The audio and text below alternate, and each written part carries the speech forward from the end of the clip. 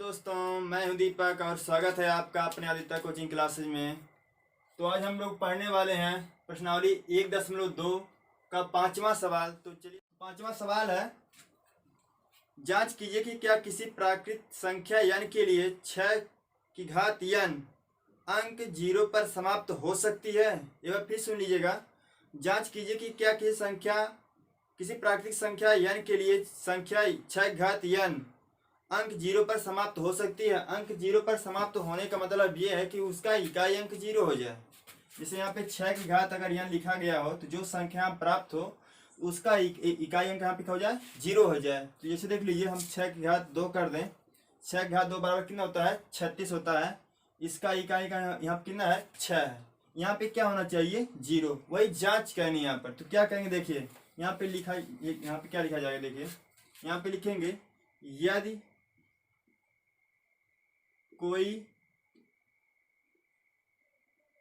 कोई संख्या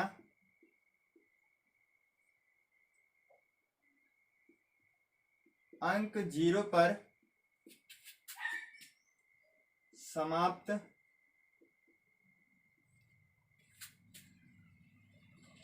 हो सकती है तो वह संख्या 10 से विभाजित होती है। वह संख्या 10 से विभाजित होती है, या दूसरे शब्दों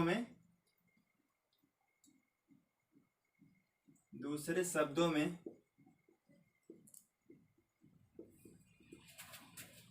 यह संख्या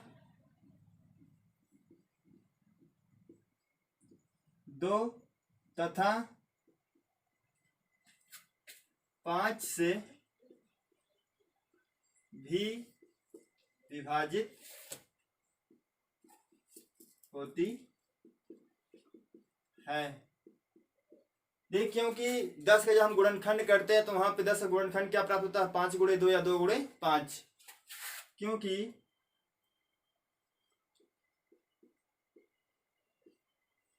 10 का गुणनखंड होता है 2 गुणे 5। अब आप पहले 6 की घात n का अभाज्य गुणनखंडन करेंगे। तो आप यहाँ पे लिखेंगे 6 की घात n का अभाज्य गुणनखंडन। देखिए 6 की घात n को यहाँ पे हम लिख सकते हैं 2 गुणे 3 पूरे की घात n। क्योंकि हम जब 6 का गुणनखंड करेंगे यहाँ क्या बनेगा, 2 गुणे 3 पूरे घात n। इसको आप इस प्रकार से भी लिख सकते हैं 2 की घात n गुणे 3 की घात n। क्योंकि एक सूत्र होता है, आप लोग ये साथ में पढ़े होंगे कि a गुणे b पूरे की घात n बराबर a की घात n गुणे b की घात n। ये आप सूत्र पढ़े हैं, उसी का प्रयोग यहाँ पर किया गया है। यहाँ पे देखिएगा, क्या यहाँ पर कहीं पर 5 दिख रहा है। यहाँ पे लिखेंगे 6 की घात n, 6 की घात n के अभाज्य गुणनखंडन में 5 नहीं है। इसमें क्या 5 है, नहीं, 5 नहीं है। अतः 6 की घात n 5 से विभाजित नहीं होगा। 6 की घात n 5 से विभाजित नहीं होगा। अब आप वहां पे लिख सकते हैं जो हम आपको बताए थे कि एक प्रमेय की अंकगणित की आधारभूत प्रमेयिका से। यहाँ पे आप लिख देंगे कि क्योंकि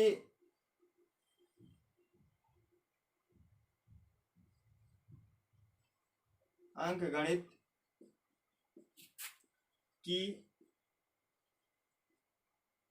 आधारभूत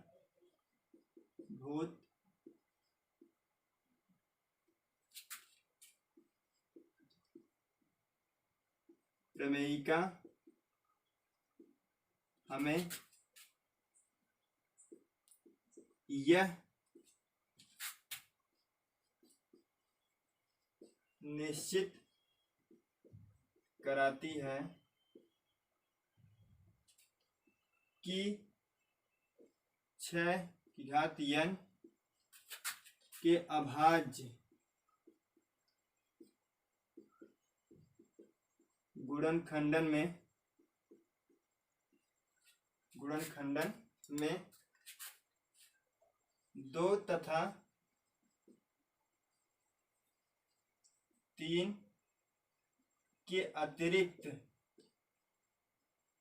अतिरिक्त कोई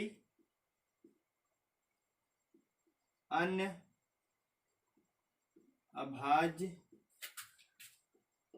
संख्या नहीं है।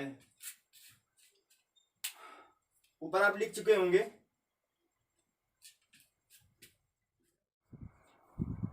एक बार फिर से समझ लीजिए।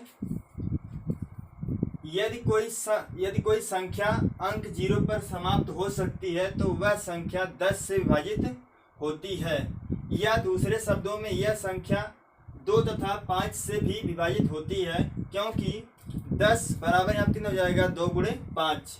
6 का जब 6 की घात n का हम अभाज्य गुणनखंड करेंगे तो 6 का गुणनखंड यहाँ पे क्या जाएगा 2 गुणे 3 पूरे घात n। इसको हम इस रूप में भी यहाँ पे लिख सकते हैं। अब देखिए 6 घात n में यहाँ पे क्या इसके अभाज्य गुणनखंड में यहाँ पे 5 है, नहीं है। अतः ये जो संख्या है वह 5 से विभाजित नहीं हो सकती है। लिख देंगे हम यहाँ पे कि अंकगणित की आधारभूत प्रमेयिका हमें यह निश्चित कराती है कि 6 घात n के अभाज्य गुणनखंडन में 2 तथा 3 के अतिरिक्त कोई अन्य अभाज्य संख्या नहीं है। अतः किसी प्राकृत संख्या n के लिए 6 घात n अंक 0 पर समाप्त नहीं होगी। बस यही इतना आपको लिख देना है, ये सवाल पूरा होता है। अब चलते हैं अगले वाले सवाल पर। अगला सवाल है 6वां सवाल, यहाँ पर इसको मिटा दें।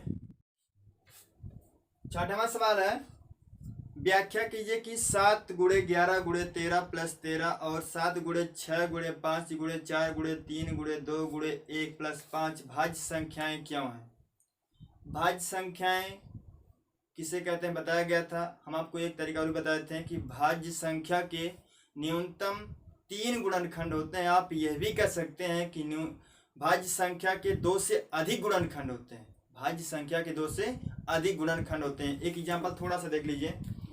अगर हम आपसे ये कहते हैं कि 4 एक भाज्य संख्या है तो कहेंगे आप हाँ, क्यों? क्योंकि इसके देखिए 2 से अधिक गुणनखंड है। कौन कौन? देखिए 1 भी है, 2 भी है और वह संख्या स्वयं। इसका मतलब ये क्या है? भाज्य संख्या है। तो यहाँ पर जो संख्याएं दी गई है यहाँ पर आपको दिखाना पड़ेगा कि ये भाज्य संख्या है। वहाँ पर व्याख्या कीजिए यहाँ पर कि भाज्य संख्या क्यों है। तो देखिए यहाँ लिखा गया, पहले आप लिख देंगे कि क्योंकि भाज्य संख्या के 2 से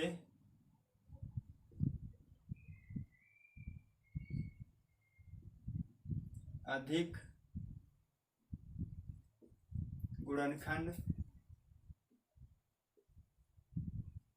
होते हैं। तो आप यहाँ पे देखिए पहले सवाल क्या दिया गया यहाँ पर कि 7 गुणे 11 गुणे 13 और प्लस 13। तो हम पहले देखिए जो यहाँ पे 13 लिखा गया, हम आपको बताए थे कि ध्यान दीजिएगा कहीं पे गुणे चिन्ह लगा है, 2 संख्या 2 या 2 से अधिक संख्या अगर है, बीच में गुणे चिन्ह लगा तो एक ही संख्या मानी जाएगी। लेकिन अगर यहाँ बीच प्लस लग गया तो ये अलग और ये अलग संख्या हो जाएंगी। तो आप इस 13 को आप लिख सकते हैं 13 गुणे 1। तो आप यहाँ पे क्या करेंगे, इन दोनों में कौन संख्याएं मिलेंगी, यहाँ पर कौन संख्या मिलेगी, यहाँ पे 13 को बाहर कीजिए।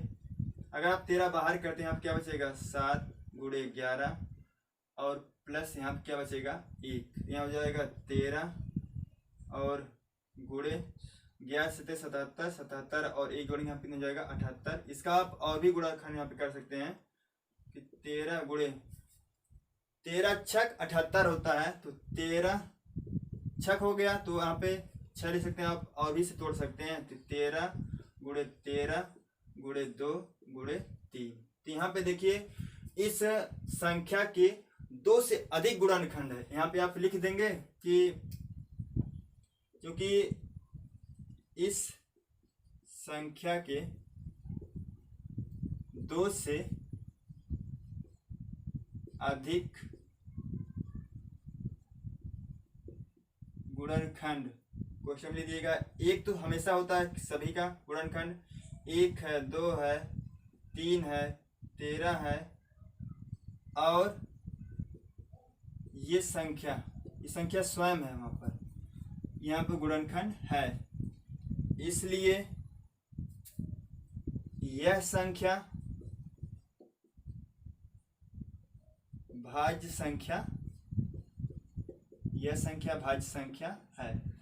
इसी प्रकार से देखिए जो दूसरा सवाल था यहाँ पर कि 7 गुणे 6 गुणे 5 गुणे 4 गुणे 3 गुणे 2 गुणे 1 और प्लस यहाँ पे कितना है 5 है। ये भी दिखाना है कि ये भाज्य संख्या है कि नहीं है। देखिए यहाँ पे अलग संख्या और यहाँ पे ये अलग संख्या है। इन दोनों में यहाँ पर क्या मिलेगा, बोलिए, इन दोनों में यहाँ क्या मिलेगा, 5 मिलेगा। इसको आप लिख सकते हैं 5 गुणे 1। तो ये 5 अब बाहर निकालेंगे तो यहाँ पे क्या बचेगा, तब 7 गुणे 6 गुणे 4 गुणे 3 गुणे 2 और गुणे 1 और प्लस 1, कितना हुआ 5 गुणे। देखिए इसको आपको गुणा करना पड़ेगा यहाँ पर, ये 3 दूनी 6, 6 जब कोई 24 और यहाँ पे लिखा गया है 7 छक 42। 42 में आप 24 से गुणा करेंगे, यहाँ पर 24 दूना 48 के 8, फिर इसके बाद 24 चौका 96, 96 में आप यहाँ पे 4 जोड़ेंगे, कितना हो जाएगा, यहाँ पर ये 100 हो जाएगा। तो 1008 हुआ, यहाँ हो जाएगा 1008 और प्लस 1, यहाँ हो जाएगा 5 गुणे जोड़ेंगे, यहाँ कितना जाएगा 1009। अब देखिए यहाँ पर भी आप वही लिखेंगे कि यहाँ पर एक तो गुणनखंड एक स्वयं हो गया, फिर यहाँ पे 5 है और यहाँ कितना 1009 और एक संख्या ये स्वयं। आप यहाँ पर भी लिखेंगे कि चूंकि इस संख्या के 2 से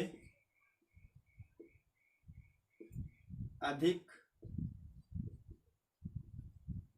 गुणनखंड कौन कौन से हैं, 1, 5, 1009 और ये संख्या है, इसलिए यह संख्या भाज्य संख्या है। आप ये सिद्ध करके दिखा दिए कि ये दोनों संख्याएं क्या है, भाज्य संख्याएं हैं। यदि हमारी वीडियो आपको अच्छी लगी हो तो आप लोग लाइक शेयर और कमेंट करना ना भूलें। आपको जहां पर भी ना आए आप लोग कमेंट करके बता सकते हैं, और हमारे चैनल को सब्सक्राइब करके बेल आइकन को दबा दीजिए, जिससे हमारी हर वीडियो आप तक पहुंचती रहे। तो अब चलते हैं 7वें सवाल की ओर। 7वां सवाल है, किसी खेल के मैदान के चारों ओर एक वृत्ताकार पथ है। इस मैदान का एक चक्कर लगाने में सोनिया को 18 मिनट लगते हैं, जबकि इसी मैदान का एक चक्कर लगाने में रवि को 12 मिनट लगते हैं। मान लीजिए वे दोनों एक ही स्थान और एक ही समय पर चलना प्रारंभ करके एक ही दिशा में चलते हैं। कितने समय के बाद वे पुनः प्रारंभिक स्थान पर मिलेंगे। अगर ऐसे सवाल कभी भी पूछा जाए तो ध्यान दीजिएगा, उन संख्याओं का हम लासा ज्ञात करते हैं। हम लोग पास ये किताब होगी, आप लोग उससे आप प्रश्न को मिलान कर लीजिएगा। यहाँ पे देखिए दिया गया था कि सोनिया को एक चक्कर पूरा करने में कितना समय लगता है, 18 मिनट, जबकि रवि को एक चक्कर पूरा करने में कितना समय लगता है, 12 मिनट। अगर दोनों एक ही स्थान से और एक ही समय पर चलना प्रारंभ करें तो वो पुनः दोबारा कब आपस में मिलेंगे आप एक साथ में, तो हम इनका क्या निकालेंगे, एलसीएम लासा निकालेंगे। तो चलिए हम इन दोनों का लासा निकाल लेते हैं। यहाँ पे लिखेंगे कि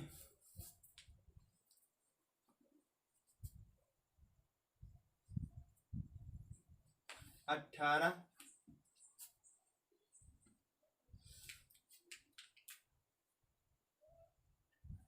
18 18 गुणनखंड आप करेंगे कितना हो जाएगा 3 गुणे 3 गुणे 2, 3 तरीका 9 दूनी 18 और 12 गुणनखंड यहाँ कितने हो जाएगा 3 गुणे 2 गुणे 2।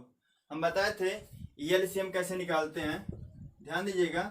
आप क्या करेंगे, चाहे जो भी एक पूरी संख्या लिख दीजिए, चाहे ऊपर वाली चाहे नीचे वाली। हमारे नीचे वाली यहाँ पे लिख देते हैं 3 गुणे 2 गुणे 2।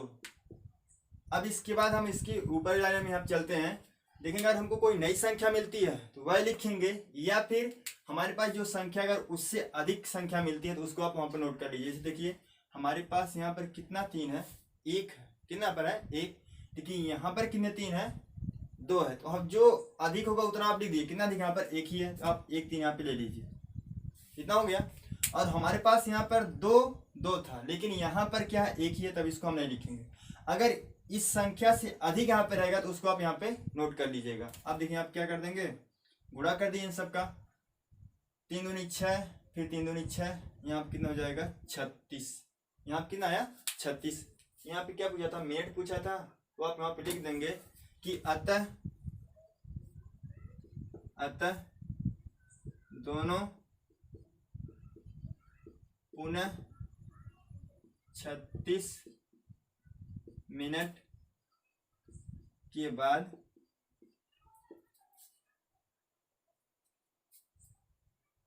प्रारंभिक स्थान पर